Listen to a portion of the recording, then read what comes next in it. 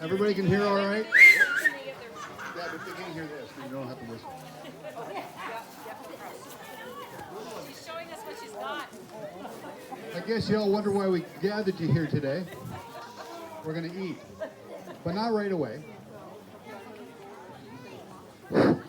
Okay, so before we get started, as far as the eating goes, social distancing is going to be sort of out of the question, but if you could stay in families, we would appreciate it. What we're going to get you to do is not in a panic situation because we've got lots of time. You're going to line up over here at the table. I'm going to check you in. You have all pre-ordered. If you haven't, then you're going to be at the end of the line. I will give you a ticket that corresponds with what you ordered. You will then go around to the barbecue where give the guys your ticket. They will give you the corresponding food that you ordered. Then there's the condiments. The girls will put whatever you want on your meat, your ting. And then there's the salads, and the girls will serve you the salads. We are going to be conservative with the first go around so that we know there's enough food for everyone. And then we got chocolates from the Noelville Food Bank in appreciation of the donation that we gave them of $500 from the last 50-50 draw. So they gave us 2,000 Lind chocolates. So I have put them in bags of 10, so one per family right now. There should be some left over. We can hand more out later, but if each one person in the family gets a bag, then you can share it with everybody in your family, and then if there should be some left over, you can come back up and get some more. I did get extra food, but there's been a lot of extra guests at the very last minute, so that extra that I did buy has dwindled quite considerably. So there will not be seconds for everyone, there will be for a few. So we will mention at the end what there is, and we'll go from there. Is there anything else?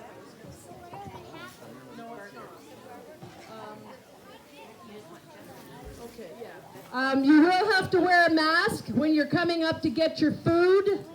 The people at the table, if they're already eating, I know it doesn't make any sense whatsoever, but I'm trying to be COVID conscious in however I can. So if you could wear a mask while you're getting your food, I would appreciate it. When you go out, take it off and throw it away.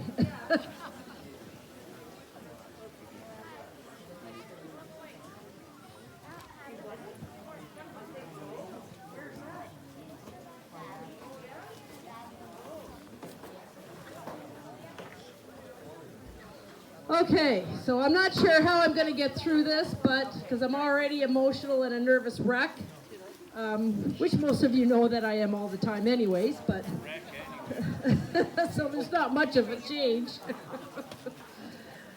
Okay, I just want to say something.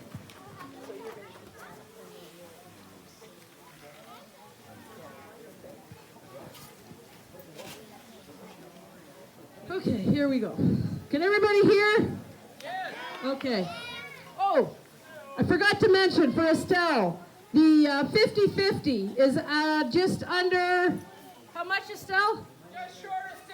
Just short of $600. So you can still buy tickets up to 1 o'clock tomorrow. The horseshoe tournament starts at 1. So you can buy tickets there up until 1 o'clock, and the draw will be at 1.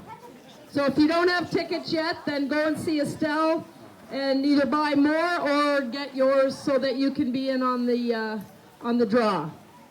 And the other half, it'll be the 50 to the winner, and the other 50 will be going to the new Campers Association for next season, to start off next season. And there is already, I believe, $1,500 that is in the pot that was left over from when we started this year. So it should be a nice start for you guys. Okay. Welcome. Thank you all for coming. This being our final weekend, our finale dinner that we usually have every year in our camping season.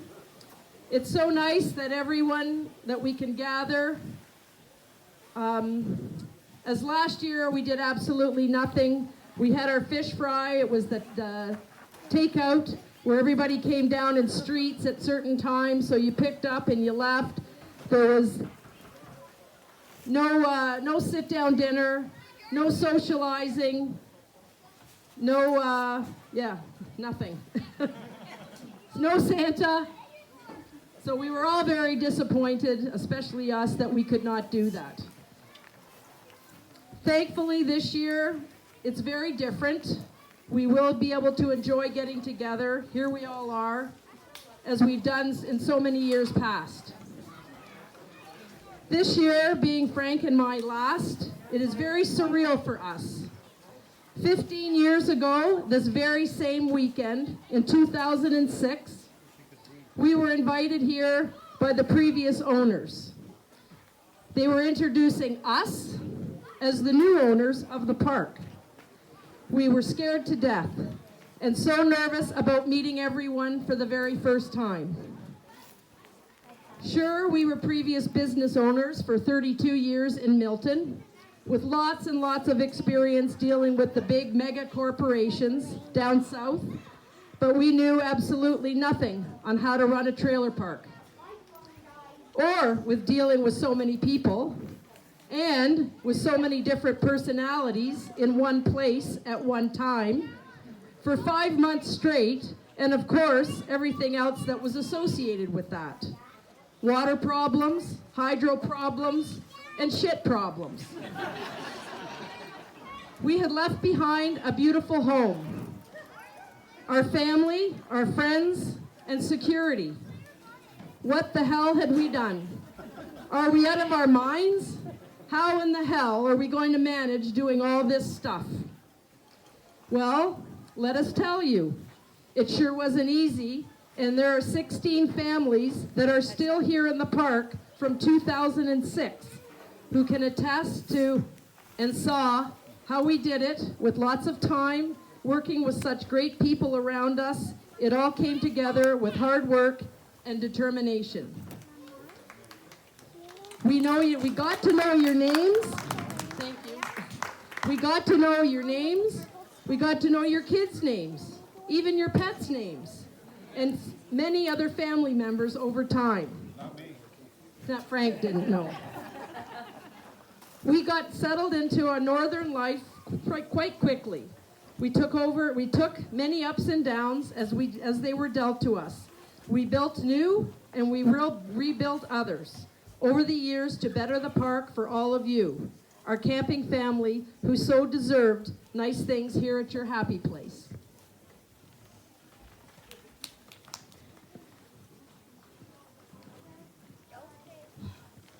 Keep it going, Dad! You got this!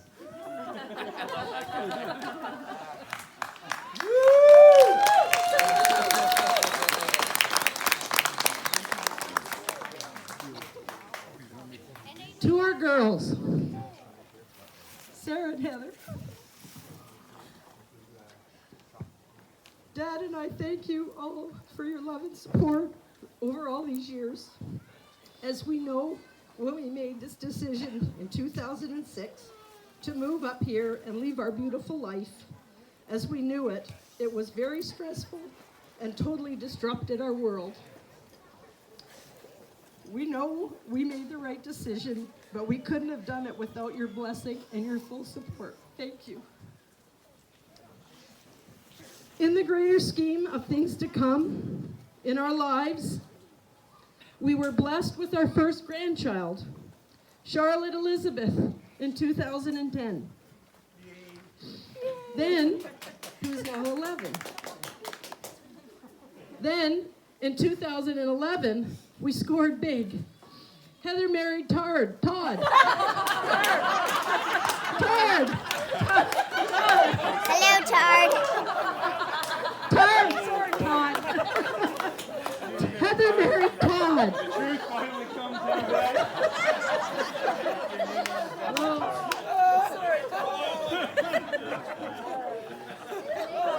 I'll let you slide on that one, given the circumstances. Okay, so let me say that again.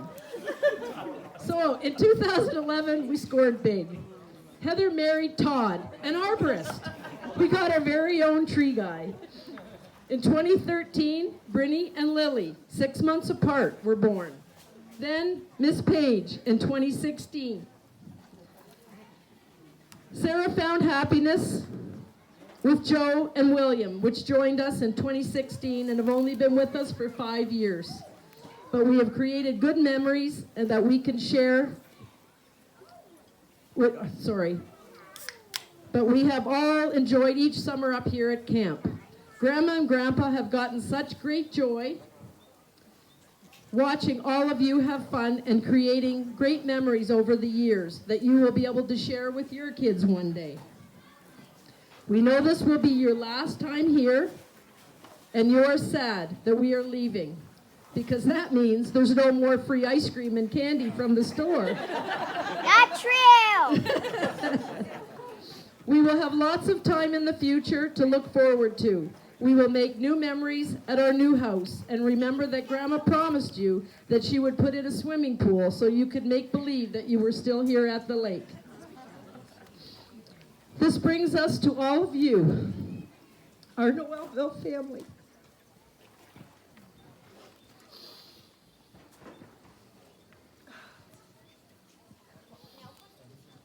Each and every one of you have touched, in some way, have touched our lives and left a lasting memory.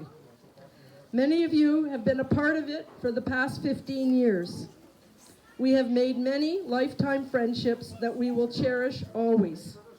Today, we would like to thank you all for making our lives so full of love and kindness that we have never seen before. We thank you again for the surprise gathering that we had back a couple of weeks ago down here at the beach. Your thoughtfulness and generosity has left our hearts so full. We thank you all for everything. It has been so overwhelming. Words can't express our gratitude.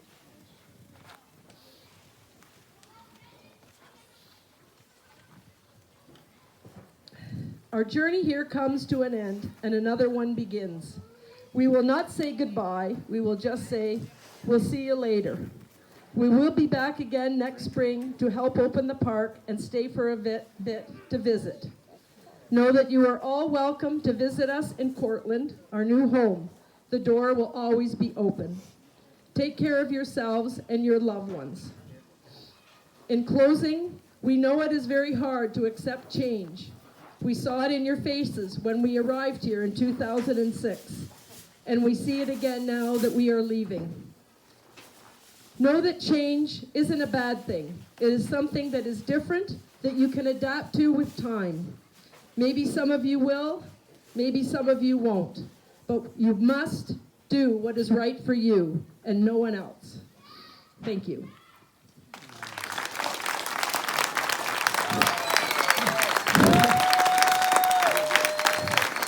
Frank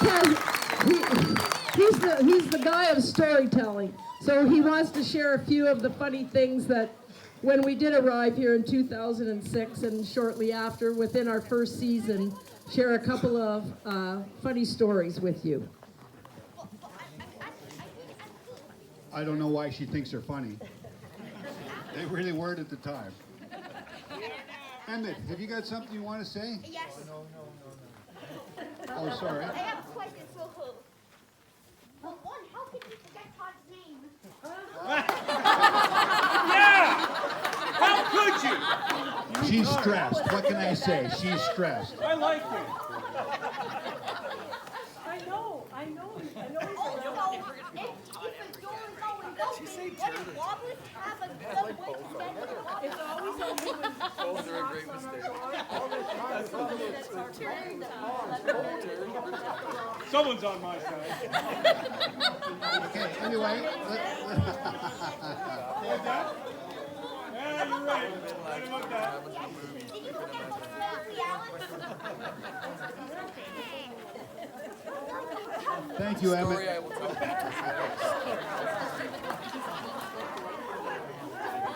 Anyway, this adventure has been an amazing experience for the two of us over the years, and the things that happened. And the things that happened to us over the years. The start out should have been an indicator, because we came up on December 1st, 2006, in the worst snowstorm of the year. Actually, I think it was the only snowstorm of the year. I was in the front, the lead with my truck and a trailer full. Deb was behind with our friend Barb in her little pickup truck full. Heather was in her smart car having a hell of a time because it's about 1.5 feet narrower than the other vehicles. So she's been fighting snowbanks on both sides.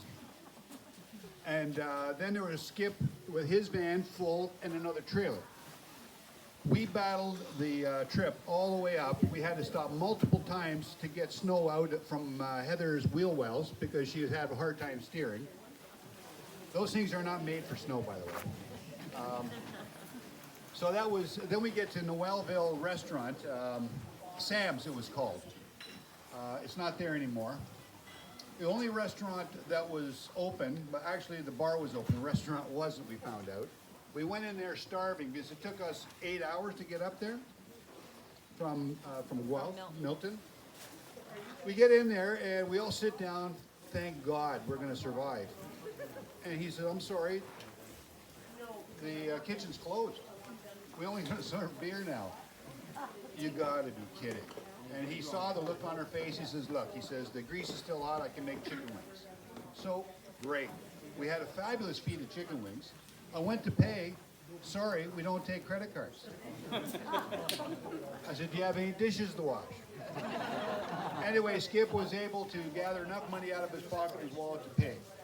The next day, Heather wanted to go into town, and her smart car was so frozen up that it wouldn't move. So I banked snow around the car, I put hay bales, a couple heaters, and I'm lying underneath trying to loosen up the brakes. Deb comes out of the house, and she stands on the front deck, and she says, Frank, what does it mean when the water doesn't leave the sink? It means the damn, the drains are all frozen. So I said, Heather, take my truck. So I go military-style crawl underneath the house at the time, which I found out was a bear den. No bears in it, thank goodness, but there's lots of bear shit, dead animals, bird cages, bottles, boots. You wouldn't believe what they had under there. So I get to where the sink is, and I follow the line down. It goes down under a beam and back up again in the middle of winter in the snow. So I found where the problem was. So I make a list of what I need: heat tracers, insulation, duct tape, and then I look over to the side and there's a beautiful frozen waterfall coming out of the bathroom. Okay, so I go to town, get the heat tracers, put it on the pipes. While that's thawing out, I start working on the other side. I couldn't see where it's leaking. I go up in the bathroom, and it had one of those 4-foot camper tubs. That's our bathtub. I take the wall off in the bedroom. There's the pipes. Everything looks good. Deb, turn on the cold water. So she did. Everything's fine. Okay, turn on the hot water. Right in the face. So, back to home hardware. So after that, I needed a shower, bath real bad. There was no shower, so I'm sitting in this 4-foot tub with my knees to my chin. And I said, Deb, give me a cup. I need to rinse my hair. She comes in, she starts laughing so hard, she runs and gets a camera. I said, you take a picture of me, I'll kill you. So there is no picture of that. So then I get some plumbing and I make a hoop around the bathtub, and we have a shower now.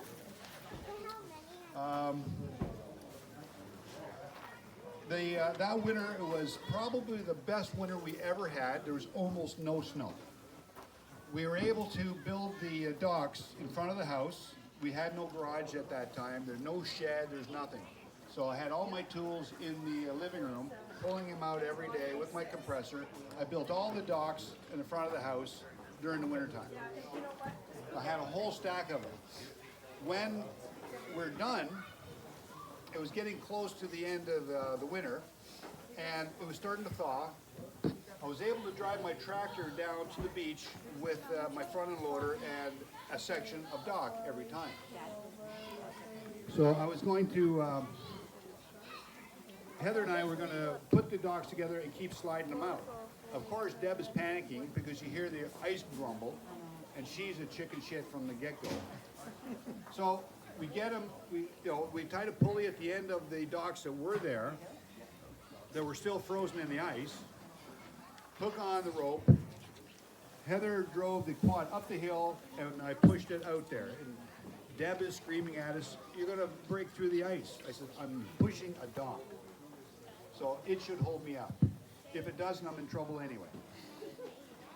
So we get the whole docks out there, all clipped together. The ice was gone the next day. So the timing was perfect. Then I decided to make new showers and washrooms. There was no toilets in that wing. So I want to put toilets in there, 2 bathrooms, 3 showers, and the laundry. The reason why the showers are elevated is because we had no basement. So all the plumbing had to go through the house. So I did that, and then I decided to put a new deck on the house. First thing I did was grab the staircase, pull the staircase off. The whole deck fell off of the house in one bang. The only thing holding the deck up was the staircase. So I rebuilt that. The problem is, we were in the understanding that the footings underneath the house was good, but I didn't crawl underneath that section of the house to see. Well, there was patio stones on topsoil. So the whole building shifted 7 inches between winter and summer. So we couldn't open the doors, couldn't open the windows, the drywall cracked. So we dug a basement under it. So that was fun. And while we're digging the basement, I developed vertigo. I couldn't stand straight. And I'm carrying blocks in to Bill Hunt, who did all the cement work, the block work. And I'm staggering with these blocks. So quite a while later, I had a couple too many whiskeys at his place. I stood up and I stumbled. He says, "Vertigo?" I said, "No, Rightigo."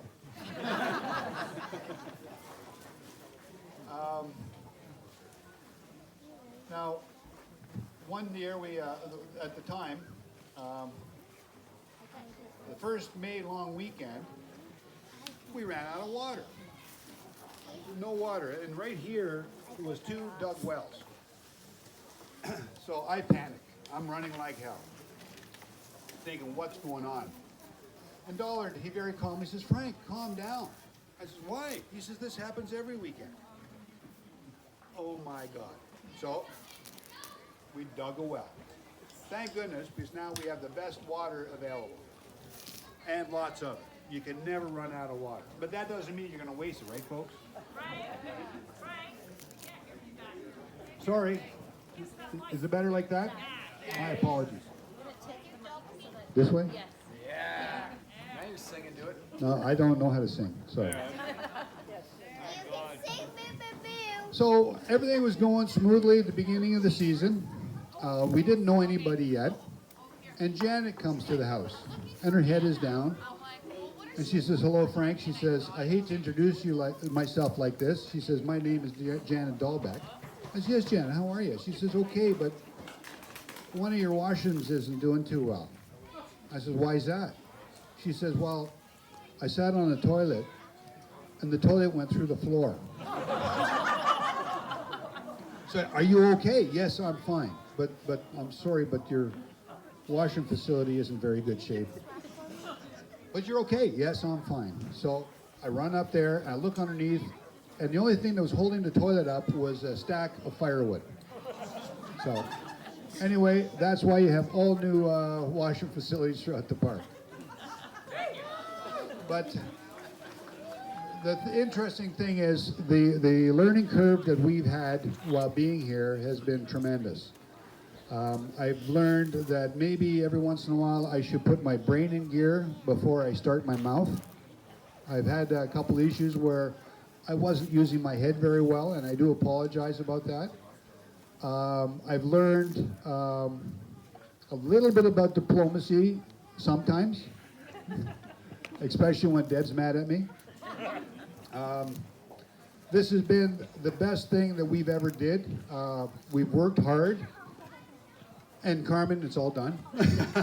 All you got to do is take care of it now. You guys have been a lifesaver to us. If I stayed in my last career, I would not be alive probably now. This place saved me and us. And it's time to pass it on. And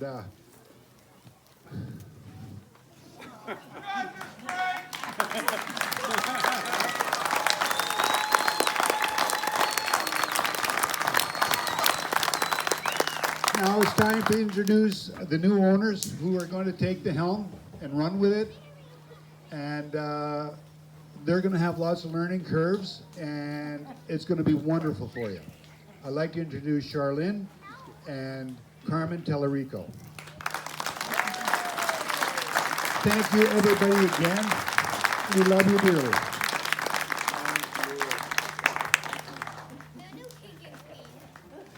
Three cheers for Frank and Deb. Yeah, give it up for Frank and Deb. Oh my God. Wow.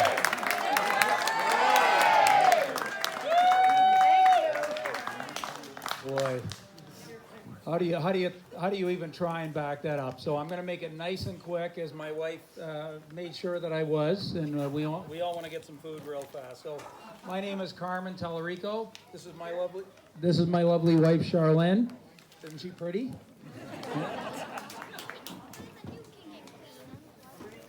I don't need glasses. There's not much here anyways. Again, I just want to thank Deb and Frank, from when we decided to look at this park. First of all, it was the middle of winter, and I said to Charlynn, I think we found a nice park.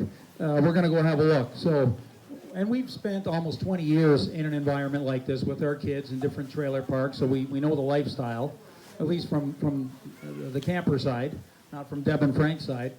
So we come up here in the middle of winter, and it's about 2 feet of snow, and Charlynn and I are walking around the park, and she's looking at me like, not saying too much. She's great. She always supports what we're doing, but it was very hard to envision this in the middle of winter, literally walking around the park with Frank and Deb in snow up to our knees. So, we pulled the trigger, made the decision. It was scary, still scary, but very similar stories. We've been running a business, Charlynn and I, for 30 years.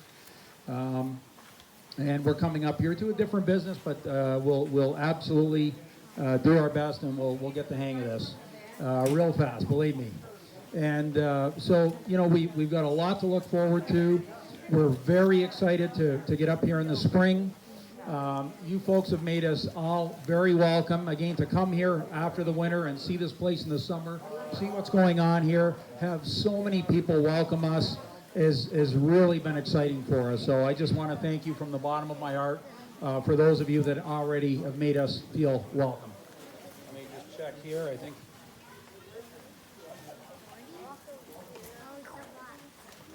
I think we're going to wrap it up. We'll spend more time tonight getting to talk to some of you.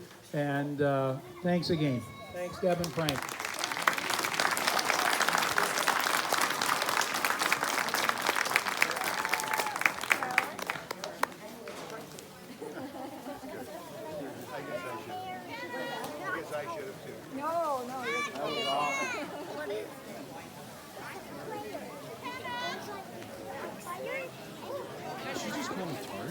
Yeah, I got that on video. I bet you I can send it to you.